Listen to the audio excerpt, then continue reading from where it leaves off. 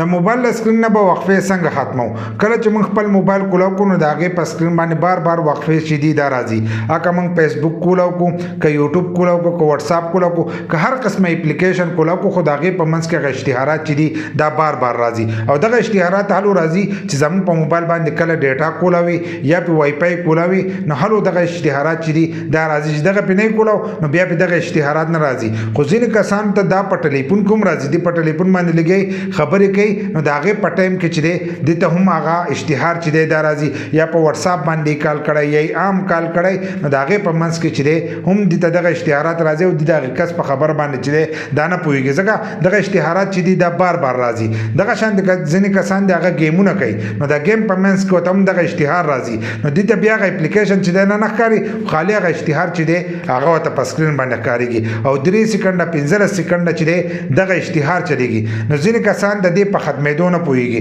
نو زه درته یو داسې سیټینګ ښیم چې د هغې په تور باندې دا اشتهارات چې دي دا تاسو د خپل موبایل نه چې دی مکمل ختمولی شئ دغه شان د که ستاسو په موبایل کې بل اپلیکیشن او د هغې په منځ کې هغه لږ لږ اشتهار راځي که په سکرین نه راځي او په اپلیکیشن کې راځي نو هغه به هم د دې سره چې دی هغه به ختم شي که کم کسان وایي چې موږ ته په سکرین باندې نه راځي نو تاسو د دغه اپلیکیشن نه دا اشتهارات چې دي دا هم د دې په تور باندې چې دی ختمولی شئ نو دا څنګه ختمېږي د هغې لپاره چې دی ویډیو به پوره ګورئ یو لایک شیر کمنټ چې دی ویډیو له به لازم ورکوئ بل دا ویډیو معلوماتي ده او د ټول لپاره ده نو دا ویډیو چې ده دا به مخکې شیر کوئ چې نورو کسان ته هم ورورسي ځکه نن سبا زیاتر کسانو ته دا مشکله راځي چې کله هغه خپل موبایل کولاوئ نو دا قسمه اشتهارات چې دي هغه ته بار بار راځي او هغه خپل موبایل چې دی دا نشي استعمالولی نو د هغې لپاره به تاسو داسې چل وکړئ دې سیټ ته به تاسو ته زموږ د سکرین ریکارډینګ ښکارېږي د هغې لپاره به تاسو د خپل موبایل سیټینګ چې دی دا به ځان سره کولاو کوئ چې څنګه تاسو د خپل موبایل سیټینګ کولاو کړو نو په هغې کې به وګورئ مور کنیکشن زموږ به کې مور کنیکشن لیکلی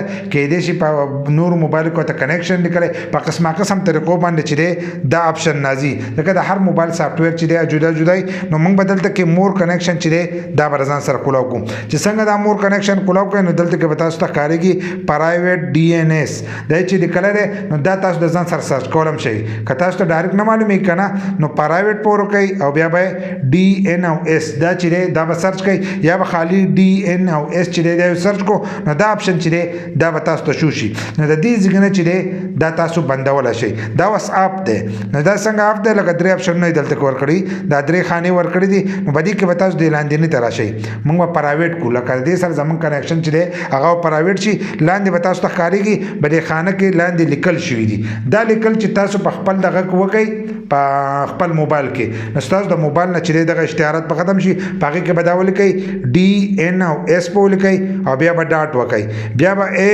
ډي جی او یو اے آر او ډي دا به بیا ولیکئ بیا به پکې ډاټ وکئ او بیا به کوم ولیکئ لکه سی او ایم دا چې دی دا به ولیکئ خالي او دلته کې لاندې به تاسو ته راسیو ښکارېږي چې دا یو څنګه سیو کړو دې سره دې سره به ستاسو د موبایل نه اشتهارات چې دي دا به مکمل ختم شي لکه ستاسو په سکرین باندې به دغه اشتهارات چې دي دا به نه راځي بل لاره دې نه یو بله طریقه هم شته چې د هغې سره تاسو ته ډېره فایده چې د هغه نور هم میلاویدی شي که ستاسو موبایل بار بار هینګ کېږي یا